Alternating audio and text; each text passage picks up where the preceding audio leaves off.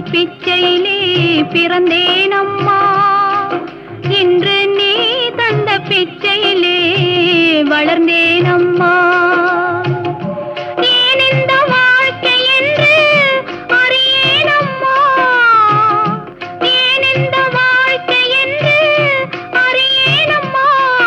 இது இறைவனுக்கு ஓய்வு நேர விளையாட்டம்மா. தாய் தந்த பிச்சையிலே பிறந்தேனம்மா.